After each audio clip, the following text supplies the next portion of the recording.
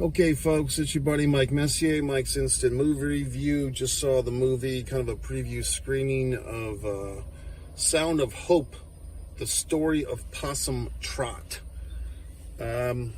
So when I saw the kind of like preview or just like a little clip of this thing, I thought this was kind of like a Sound of Freedom sequel, and it's really not, except that Angel Studios is the same studio that did the Sound of Freedom.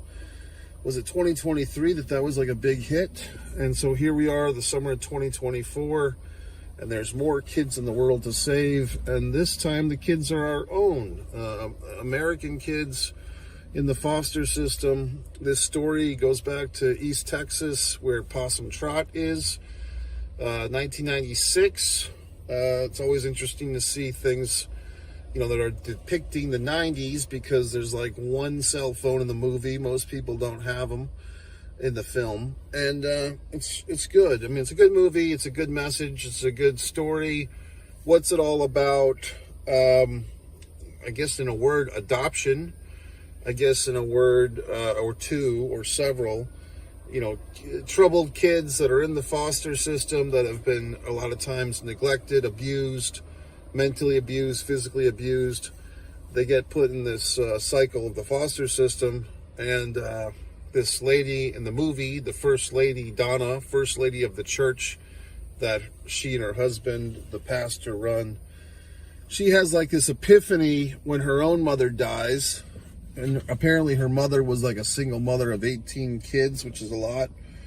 And when her mom dies, she has like this epiphany, kind of like a vision of these different children coming together. At the time, she only has two kids. One of them suffers. He was born with low oxygen in the birth, and so the kid kind of has some issues. And she's got another daughter, who's doing pretty well. And so this lady, Donna, has like this epiphany, this vision that she's going to adopt all these kids and going to have a house full of kids. And of course, her pastor husband, who's just trying to get by and pay the bills, he's a bit, I guess he's opposed, or he's tentative. How are we going to pay for all this, type of thing. So we do have some conflict in this movie. It's not all roses and sunshine. The conflict initially is the husband going to get on board with adopting these children? And even though he's a pastor and the good book says do all the nice things, he's kind of a man of practicality as well. He's got bills to pay. And then we have more conflict. Conflict's always a big part of a movie, which is the system is kind of personified by this woman, Susan. And she's, does her best to match families with kids, but and she seems like a real great person. And these are all based on true events, by the way. So Susan, who's basically at the foster system, her big shtick is we're trying to get more funding from the state. We're trying to get more money from the state to support this intricate system of foster care. And when this couple comes along, the pastor couple and First Lady Donna, and they want to adopt these kids, first they take two, and it's going along fairly smoothly, except the son is a little traumatized.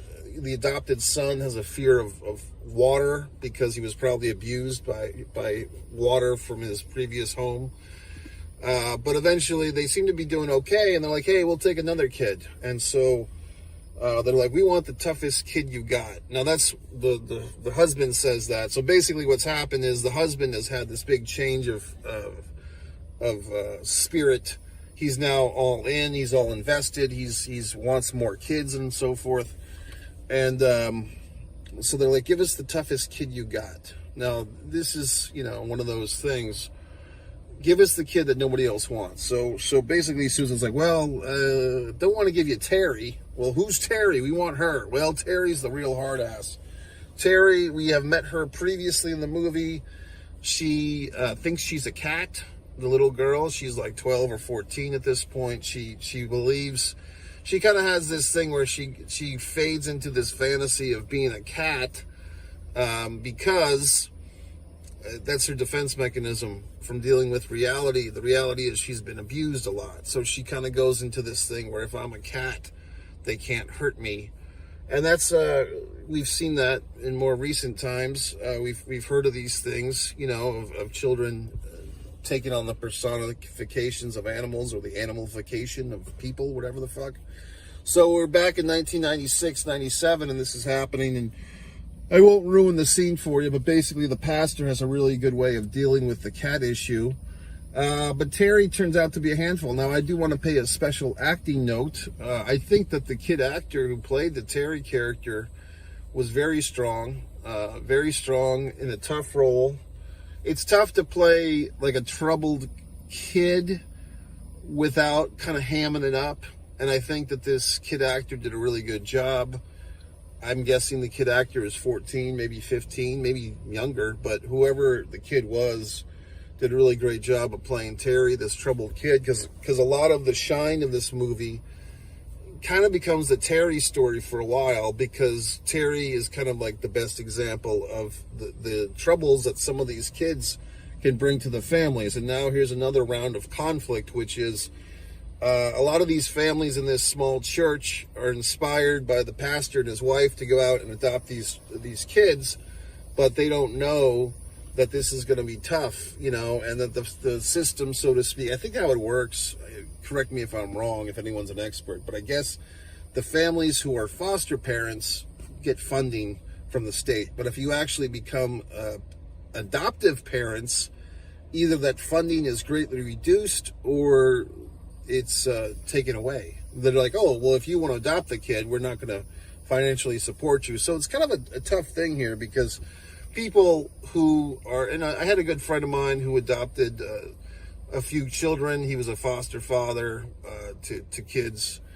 And so I didn't really appreciate, I'll give him, you know, credit for doing that, because this movie kind of really illustrates some of the troubles and the sacrifices and the generosity of these adopted couples to take these kids in. So the rewards, what are the rewards? Well, I guess like any other kid, you know, you feel like, hey, I'm, you know, the future, and teach them well and let them lead the way or whatever the fuck. So I mean, I guess there's a point to having children. So these but I think this movie is really pretty good. I mean, very good. It's definitely, I think all the actors, the lady that played the first lady, Donna, of course, she's basically the central character, but even, you know, the husband's a close 1B in that. And then Susan, who kind of represents the system, but, you know, she's a good person, really. She's busting her back for these folks. She's a good actress. Elizabeth Mitchell was the name. And as we've seen, if you've seen these other Angel Studios movies, they always try to hit you up at the end. Like right as soon as the movie ends, they want you to pay it forward and buy a ticket for somebody else and so forth. So I saw this movie kind of at an advanced screening. When you have these apps and you have these subscriptions, this was Cinemark. I think I saw this movie gratis, for free. But AMC, you know, I tell people this, they don't listen to me, sometimes they do. But the Cinemark subscription thing, it's like, I think it's $11 a month. You get one movie ticket a month, which is, you know, more than the value of seeing one movie. And the good thing with Cinemark is that those credits carry over, right? So you don't lose your movie if you don't go that month. It carries over. And you get all these wonderful things like this free screening. That'll happen every once in a while. Sometimes you get a discount at concessions and so forth. And AMC and Regal have even more intricate plans where you pay by the month and you get a bunch of movies a month. And I tell people this, and they don't always act upon it, but I try. I try to help people, and they usually don't listen to my advice. But anyway, I really like this movie. What can I say? I mean, it's a heart warmer. You know, you gotta, you know, I'm not a parent, so I can, you know, not appreciate it on the level of some people who might. But I mean, you definitely feel like, is there a crisis? At the end of the movie, it says 400,000 kids are in the foster system. You know, 100,000 kids are looking to be adopted. So I don't know how the numbers all work and everything. As far, you know, and I'm sure it's a complicated system, but if you are in a position to adopt or to be a foster parent, it might be something to consider. And this movie will probably stir your heart. So is there anything in this movie that I would say could have been improved or whatnot? I don't know, because I think with this movie, it did a pretty good job of making you feel like you were in someone's life, like you were in a slice of reality here. You know what I mean? Like you felt like these are real things happening. I don't know if there was anything that I could jump in and say, fix this or fix that. I mean, I was expecting, and it did happen, because this couple, you know, First Lady Donna and the pastor, I think he goes by MC or MK or something, Mitchell. Anyway, that's the husband's name. They have their own natural born daughter, and it's like, I'm just waiting for her to kind of explode and be like, fuck these other kids, you know. So eventually that happens. I mean, there's you see enough movies, you watch enough television, you kind of know, like, okay, the natural born kid is gonna explode because they're sick of these other kids getting all the attention, and eventually that happens. Eventually Donna has her little fit of rage, as Terry continues to push the envelope. Like I said, the movie kind of becomes the Terry show after a while, and credit to that young actress, because I think she did a really nice job of not playing the boo-boo face, not playing like the puppy eyes for sympathy, but you know, playing a tough character that's hard to like, but somehow, you know, likable. And then at the end of the movie, they show you like all the people in real life, the real life people and the representations and such, and that was nice. So anyway, what the fuck? I mean, it's a good movie. It's emotional.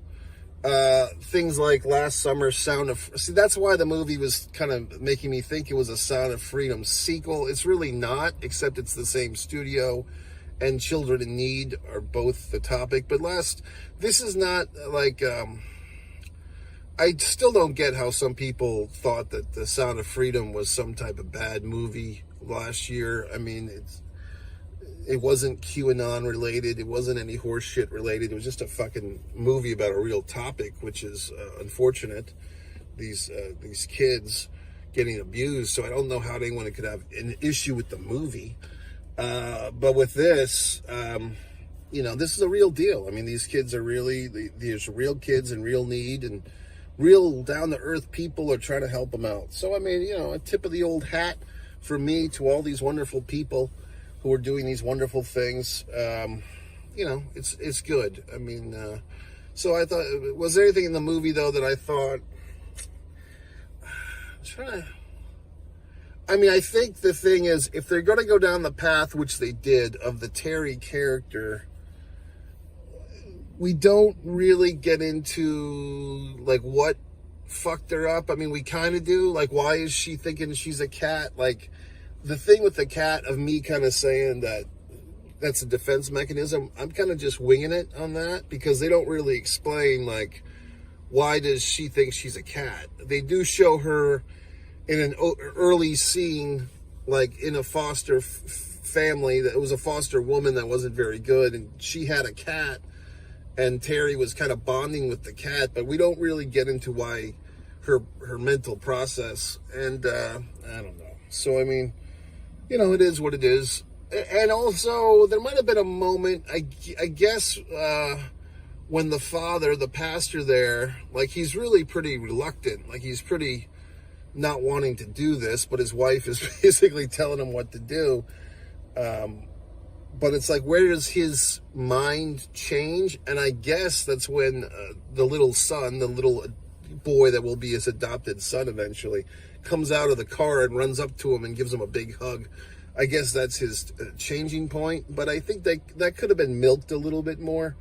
As in, like, they could have squeezed the emotion. And also some of the music, you know, like, I don't necessarily like every movie that has, like, the fucking typical violins and emotional music. And we had a lot of that, especially, it seemed, in the second half of this movie. You know, the device of the voiceover stuff. We had the voiceovers in this one, but I'll give it a pass. You know, I'm not going to, it didn't bother me. So I thought it was a good movie. So MikeMessier.com, one Mike Messier, one man in a camera.